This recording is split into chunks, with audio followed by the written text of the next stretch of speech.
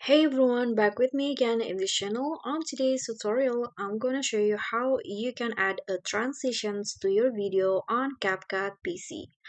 So here I've already imported two short clips to my CapCut PC, and I want to add the transition between these two clips here. So if you want to do the same, just follow what I did. So first, after you adding the clip, you just need to go to the transitions menu at the top, and then here you can see a bunch of transitions that you can use. You can just choose one of them. So let's say I want to add the black fade transition. So in here, if you haven't downloaded, you need to click on the arrow down. But if you have already downloaded, just click on the plus icon in here. Then the transition will be automatically added in between the two clips like this.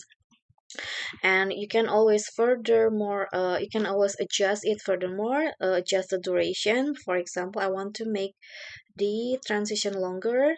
Just swipe to the right like this. Just like that, the transition will be added. And here is the preview.